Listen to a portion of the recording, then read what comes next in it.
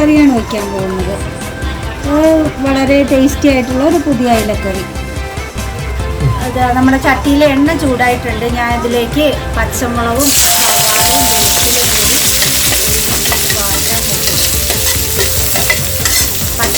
സവാളയും വേപ്പിലയും കൂടി ഒഴിച്ചിട്ട് നന്നായിട്ട് മുരിഞ്ഞ് വരുന്നവരെ വാട്ടിയെടുക്കാം.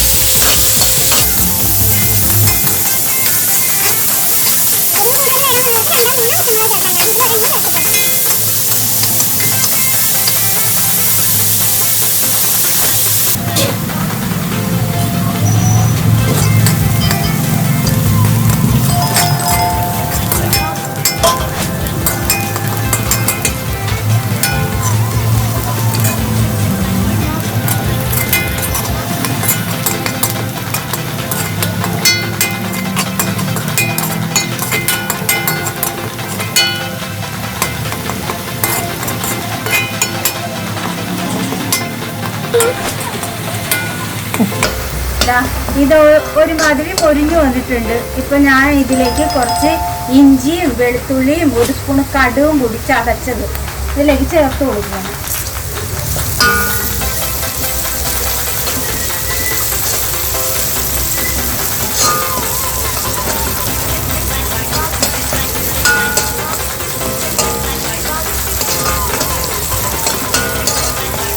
ഞാൻ 1/2 കിലോ അയിലയാണ് എടുത്തിരിക്കുന്നത്.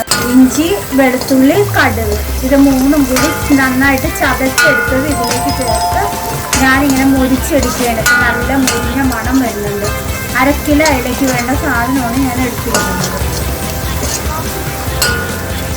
ഇനി ഇതിലേക്ക് നമുക്ക് മറ്റ് മസാലക്കൂട്ടി ചേർത്ത് കൊടുക്കാം. എന്താ, 1 സ്പൂണ് മല്ലിപ്പൊടി, 1 സ്പൂണ് മഞ്ഞൾപ്പൊടി, 1 സ്പൂണ് പോരാ, 1.5 സ്പൂണ് മഞ്ഞൾപ്പൊടി. ഇതിലേക്ക് 1/2 സ്പൂണ് മുളക് പൊടി,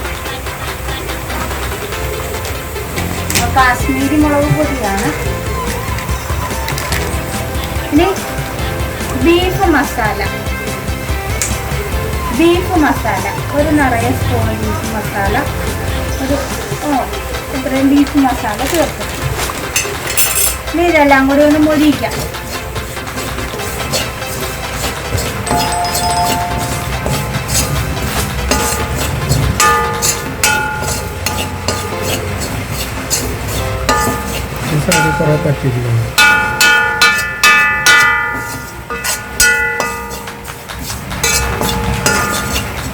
അതൊന്ന് മൊരിഞ്ഞിട്ടുണ്ട്. ഇനി ഇതിലേക്ക് നമുക്ക് കുടംപുളി, 2 കഷ്ണം കുടംപുളി ചെറുതായിട്ട് അരിഞ്ഞ് മുറിച്ചിട്ട് കുതിർത്തി എടുത്താൽ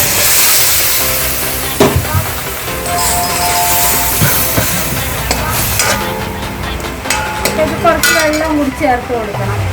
അയില വേണമല്ലോ, അതിനുള്ള വെള്ളം കൂടി ചേർത്ത് കൊടുക്കാം.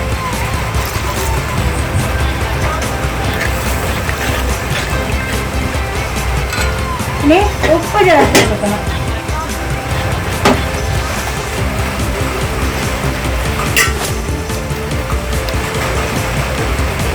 പാകത്തിന് ഉപ്പിടണം കേട്ടോ.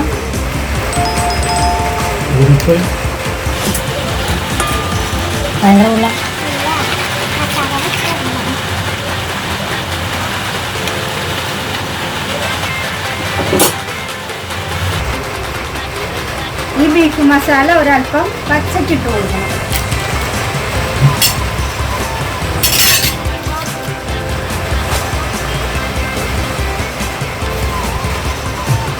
നമ്മൾ മസാലക്കൂട്ടെല്ലാം കൂടെ റെഡിയാക്കിയത് ചട്ടിയിൽ അയിലയിലേക്ക് ഒഴിച്ച് ഇനി ഇത് ചട്ടിയിൽ വെച്ച് വേവിക്കണം.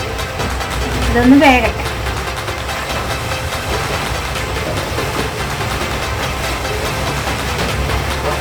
വലിയൊരു മീനാണ്.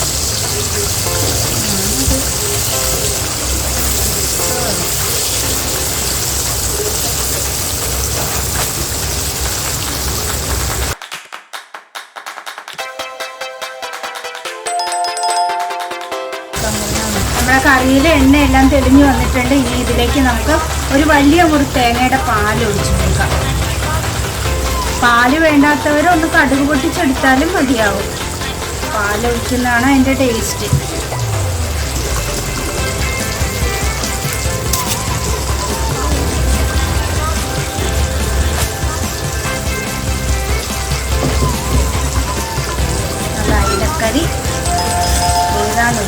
യെസ്, അടച്ചു വരുന്നുണ്ട്.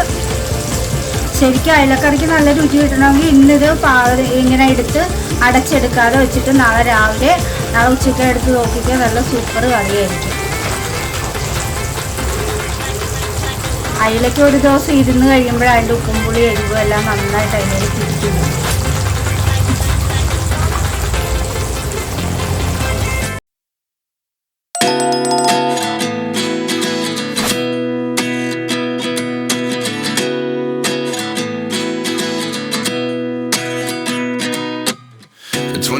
And I find myself wondering what did happen to the last 10.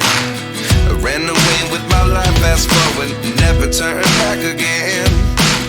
It's kind of funny that the more we pass time, the more we need to set the rewind. And 19 was the year I had to leave you, but now